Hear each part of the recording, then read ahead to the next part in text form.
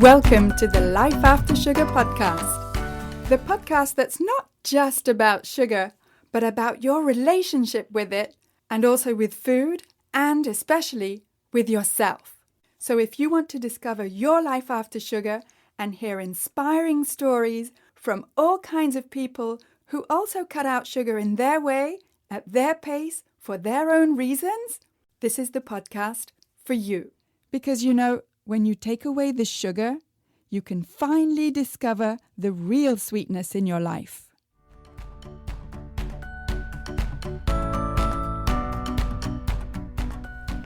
I'm your host, Netta Gorman, and this week I'm talking with Rachel Murray, who is a registered holistic nutritionist and registered nurse in Ontario, Canada, and she talks openly and candidly about her struggles with sugar and food addiction in this episode.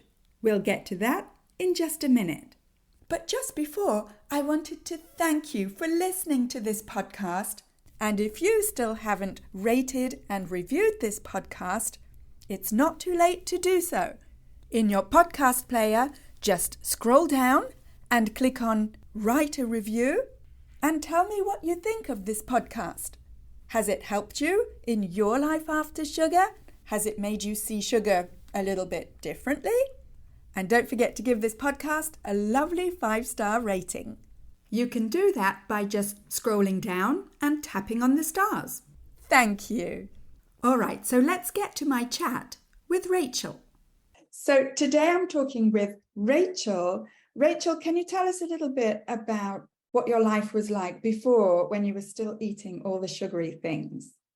Sure, yeah. I think that, looking back, sugar has been a problem since childhood. But it was really, I think, in my early teens where it started to become a problem. And even then, I didn't recognize it as the sugar. It's just coming up on 2 years now that I really have understood that all of my disordered eating was related to being addicted to sugar. So I actually came upon this serendipitously because I am a nutritionist. I was a registered nurse before that. So I've been in the health space for a long time. And I was searching for tools to help my clients and came across Fit and Johnson and had a sugar assessment done. And through that, realized that I actually had a problem too. So I was attracting clients that were somewhat similar to me. And it was really that journey that led me to realize that that sugar was a problem for me, and that I needed to work on some things too. Yeah, I've seen that quite often, where health coaches or nutritionists or in that field where it's like, oh, I think I have a slight problem with sugar. And it's like, it's not just because you're a nutritionist doesn't make you above all the problems that regular people have. Not that you're not regular, but you know what I mean. Yeah. And also for myself, I spent years thinking, oh, maybe sugar-free, but who's going to listen to me? Because I'm not a nutrition expert. And then people were like, we don't care because you're doing it. You're living the sugar-free life, you're actually, so there's like the theory and then there's the practice. So was it just sugar that was your problem, or did that sort of encompass a whole load of other types of foods? Yeah, I think the main thing was sugar. Like, I would say that, I described myself as having a sweet tooth, and I think everyone around me would have agreed with that. But it was definitely encompassed all kinds of foods because starting as a teenager, I restricted, and that was the way that I dealt with it. So it wasn't just sugar, it was all types of foods, healthier, quote unquote, healthy or otherwise. So yeah, it really reached into every area of my life. And one main way that showed up was was that I would restrict throughout the day. And, you know, even if I was eating so-called healthy foods, come evening, because I had restricted all day, it just got to the point where, you know, I needed to eat something, and I was reaching for, you know, chocolate and sweets and things like that. So yes, sugar was definitely the main problem, but the disordered eating, or whatever you would like to call it, stretched into all foods. Yes, yes. And what did restriction look like, and especially feel like to you? Yeah, I think it kind of took on a number of characteristics. Um, you know, restriction, even in the sense I probably was eating healthy meals a lot of the times, but having smaller portions because I wanted to save room for that dessert, or I wanted to be able to earn it in a sense. So that was one way that it showed up. Um, and, you know, either skipping meals sometimes, or just following diet after diet, whether or not I needed to lose weight, because a lot of the times, you know, my weight has definitely cycled through the years. And in university, I would definitely describe myself as being slightly overweight, but for the most part, I was normal weight. People would look at me and think that I was healthy. But it was just a matter of, you know, that body image piece, and the food was just tied with that. Like it was all about how I looked, until I really dug in and realized that the addiction is so much bigger than that. It's not. It's really, once you know, get through those initial stages, it's not really about the food at all. Oh, absolutely. Yes, yes. And we tend to, I don't know about you, but it was like I sort of knew there was something going on deeper than the sugar or the food, but it's like I didn't want to go there. And it's kind of understandable to to numb that knowing with more of the food, of the sugar. Yeah.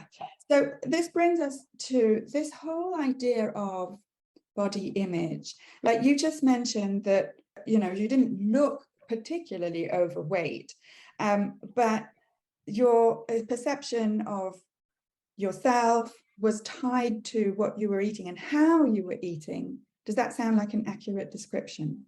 Yeah, absolutely. It was always, you know, if, you know, I would choose one particular part of my body and just focus on that. And if that part could get smaller, then life would be perfect. And, you know, sometimes I would achieve that, and then it would just be moving on to something else to criticize. And it wasn't about my body. It was about my mind and my perception of myself. You know, it's fascinating to me how much we can get tied up in how we look, and make that our worth, because it's so not true. Like, we aren't our bodies. And I know that there's plenty of people out there that say my body isn't my business, and it's true. And it's not to disregard the fact that we need to be taking care of our bodies through, you know, eating nourishing foods and moving our bodies and exercising and getting outside. But we really, it's really important to kind of step back and take a look at that, you know, that perception that we have of our bodies, and how it is tied to our worth, because it's just it's like intertwined, but we need to kind of peel back the layers and realize that that what we look like is not who we are. Yeah, yes. What we look like is not who we are. That's very powerful. And I mean, it takes quite a high level of metacognition or awareness, or call it what you may, you know, that separation of what we believe to be absolutely true, and the ability to step back and analyze it and think, wait a minute, this is a belief and not necessarily the truth. Is that the sort of thing that you had to do when you went and really looked under the hood of your sugar addiction? Yeah, absolutely. And it's still something that I have to work on every day. It's not like you get to a point where that's completely fixed. I think those negative thoughts still come into play. They're not as, powerful or in the forefront anymore, but they still show up, and it's a work in progress. So I think that that's something important that people who are starting out really need to realize, that this is an ongoing journey. And in many ways it gets easier, but we don't get to a point where we're fixed and we can just kind of brush our hands and say we're done. It's a journey, and it can be a challenge in the beginning, but when you stick with it, and you get the help that you need, you find a supportive community, the recovery process starts to become fun, and you get to learn how to enjoy your life and love the way you eat, love the way you live, really. Yes, yes, absolutely. That's what life after sugar is all about, definitely. And so, how do you help people in their body image, their perception of their own bodies? How do you do that in a concrete way? Can you give us an example? Sure, yeah. I do a couple of different things. I run a 30-day challenge, which challenges, it can be a little bit controversial, but the way that I run it, it's not about just being sugar free for 30 days. It's that 30 days is more of an introduction to the next steps. But through that, one of the main things that I do is educate the participants about what recovery looks like. And a lot of that has to do with, what we just talked about in terms of body image and learning how to love yourself again, because that's a journey in and of its own. And it like I said earlier, it goes beyond the food. So of course, food is a big question that people have. Everyone wants to have the perfect food plan and know it's going to work for them. And speaking for myself, that it's still a work in progress. Like, things change, our bodies change. We go through different stressors, or, having children or different life events. So that part is changing. But what kind of has to stay the same is that we're just continually working on learning to love ourselves. And I think that a big part of that is finding a community to support you. And that can be all kinds of different things. It can be, a small collection of people who are working towards the same thing. It can be a large group, like some of the 12-step groups are amazing.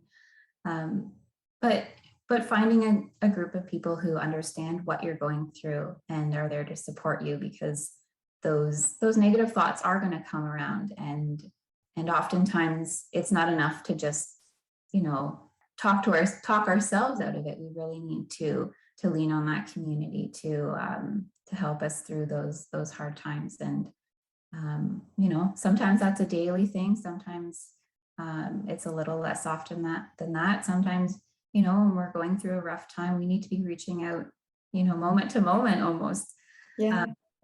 So that's a big part of it, I think, is really encouraging the community piece. And I know for a lot of addicts, and I'll just speak for myself, but that reaching out was really, really hard in the beginning. I was just fiercely independent, wanted to do everything on my own, and letting down my guard and asking for help was one of the hardest things that I had to do. But it just made the process so much easier when I was finally able to ask for help. So that, I think, is one of the pillars, is just, finding that group. And that can take some time. Sometimes you have to, try a few different things out until you find what's going to really work. Yes, there's all different shades of groups and approaches. And some fit us better than others. I know I wouldn't fit into the 12-step thing, but for some people it's a godsend. And then some people come into the After Sugar Club and realize, oh, it's not quite a fit for me. And others are like there for the duration, because it just fits or it doesn't. And it's like you have to try a few of them on for size. Definitely. Do you find that when you finally sort of found your people, as it were, that helped you in your recovery like more than even changing what you ate? More than changing what I ate? Mm. Yeah, absolutely. I think that, like I said, in the beginning, it was really, I was soaking up all kinds of knowledge. Like I'm definitely an information seeker. I was listening to all the podcasts, watching all the summits, and trying to gather that information, and taking a little bit from everyone, which was fine. It was really helpful. But once you find a group that works for you, I'm in a couple. Like I don't rely on just one group, but it was really, once I could actually connect with people and speak in a group or speak one-on-one and make those connections and, just talk in person, that really did make a difference. And it did become bigger than the food, because it wasn't about, like I said, it really isn't about the food. It's about finding a life of purpose and living with passion and being happy again, because food addiction just steals away that happiness and can create an obsession where, all you're thinking about is the food and you're missing out on life.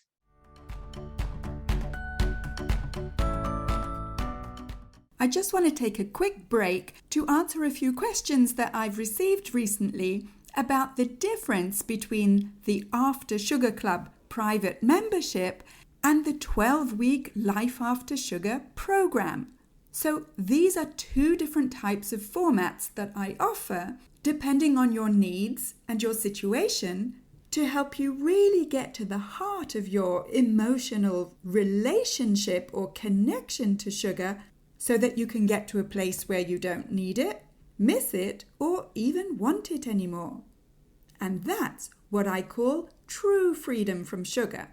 So the After Sugar Club is a private membership, a little bit like the Netflix of sugar, and it gives you 24/7 access to all the information, the videos, the exercises, and the recipes in the After Sugar Club.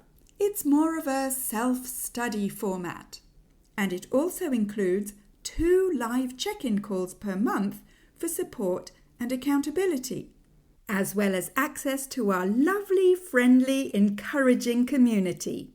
And when you sign up, you have access for 3 months at a time.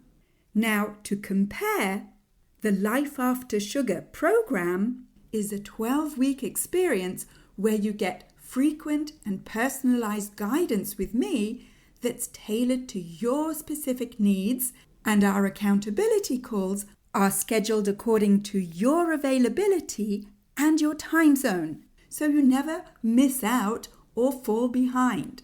You'll get my step-by-step guidance through structured exercises that I've developed over the last 7 years of being sugar-free, and with my 30 years of teaching experience, so that you'll get the guidance you need step by step every week, with a gentle approach to help you look under the hood of your emotional need for sugar, so that you can finally let go of it and really feel free. Want to know more?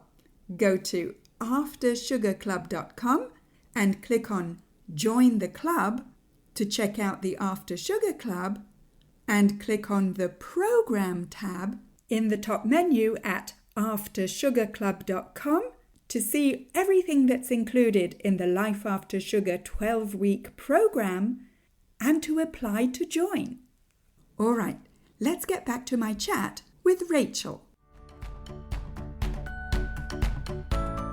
Yes, and I would even say that you're not actually thinking about the food, you're thinking about your next fix, as it were. Right. And it happens to be something edible. But again, I've often said that I don't even grace sugar with the word food. But yeah, it's like you're not even enjoying, you think you're enjoying your food, and that it's like this love relationship, but actually it's a love-hate relationship, and not even codependent, because you can't be codependent with an inanimate object like sugar, but you get the idea. Is that we think, I love sugar, but actually it's an unhealthy relationship, not just biologically, but on all levels.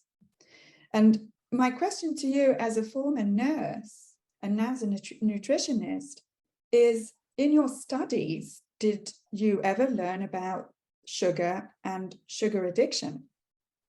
No, absolutely not. It just it really boggles my mind now looking back how far removed and how incorrect a lot of the things that I learned regarding nutrition were. And you know, nursing, when I did my nursing, that was quite a few years ago now. So I guess we're kind of talking about outdated information anyways. But when I went through my nutrition training, there was a lot of conflict in between different people's recommendations in different classes that I took. So that was somewhat confusing. But interestingly, I actually found it helpful in the end because I was able to kind of get this more broad picture of different styles of like nutrition, I guess. And I actually learned more in the 6 months, maybe a year following the graduation of my nutrition program, because I was able to kind of take that that broad knowledge base and apply it, and look at the actual updated research rather than relying on some outdated perceptions. So yeah, it was a very interesting journey, being trained to help make people get better, but not actually having the tools to do so. And I do feel like I have those tools now, but a lot of it has been through my own research and discovery. So yeah, it's kind of scary to think of the health of our nation being in the hands of people who don't have the accurate information.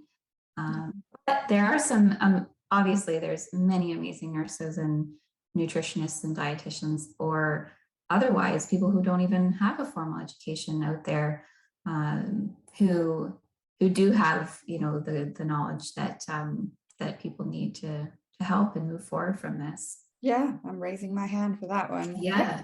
Totally. Because people, again, people have said to me, why should I listen to you? You're just, not just, but you're an English teacher. And I'm like, yeah, but I didn't have to unlearn a whole bunch of things, which is sometimes that the sort of the difficulty for anyone in the health/nutrition/scientific field is they're taught certain things and then realize, it's not actually biologically accurate. And then they have to unlearn it all. And as a teacher, I can tell you, unlearning is way more difficult than learning it for the first time. But yes, it's a little scary. Now, we're both in Canada. You're in Ontario. I'm in the province of Quebec. We have a free, or so-called free, health system. And is the university, or are the nutrition schools funded in the same way as they are in the States by sort of processed foods companies here in Canada? Oh, that's an interesting question. I would think that possibly some of the universities are funded like that. The nutrition school that I went to it's Canada wide, but it is a little on the smaller side. So I didn't see that aspect of it being funded by big companies, but there was definitely a lot of misinformation that I came across and reflected back on once I had done my own research. So yeah, it is a challenge, I think, because there is so much information out there. There's so much bad information, and there's also lots of things, just everyone is so different. So you really do have to find what works best for you. And that can be a long journey. And, sometimes you do need some professional support to find that. Yes, yes. And, in my experience, such as it is, there's a whole sliding scale from sugar addiction all the way to sort of harmful user, and then like abuser, whatever the terms are. In other words, just because you eat sugar or you have trouble stopping doesn't automatically make you a sugar addict, even if you may identify yourself or call yourself a sugar addict. So now that you do work in the sugar addiction field, how has that changed your perception of your own sugar addiction and then for other people as well? That's a good question. How has it changed my perception? Um, I would just say that it's so much more ubiquitous than we realize. And like you said, there is that sliding scale where um, there can be people who aren't addicted but are still suffering the consequences of these processed and ultra processed foods. So I think one of the big things that I notice on a weekly basis is, and it just breaks my heart, is when I go grocery shopping, when I see what people have in their carts. And obviously I don't say anything, and I'm not judging it, but it pains me to see what people are purchasing. And from their perspective, I'm sure they think that it's healthy. There's labels on boxes and lots of advertisements that are trying to convey that message. And it's just heartbreaking to know that people are putting all those poisons in their body, and either they just don't feel the consequences, or they don't make that connection to how they feel and what they're putting in their bodies. So yeah, I think that just the observations around me have probably been the biggest thing that I've seen. I don't know, does that answer your question? Yes, yeah, it's all good. It's all good. Yes, it's almost like it's socially acceptable in our Western society, at least, to eat all these packaged foods and processed products. And it's like it's not socially acceptable to eat real whole foods that necessarily exclude sugar and, for a lot of it, flour.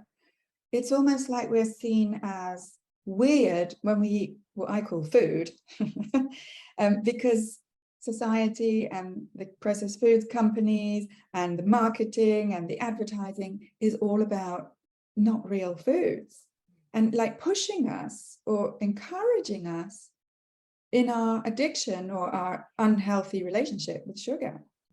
Yeah, to kind of add on that, a lot of people describe eating sugar-free as restrictive, or we're cutting out a food group. But like you said, it's not a food, and I'm happy eating the way that I am now. I think that, of course, there's a challenge in the beginning when you're having to make these changes, because it's a change.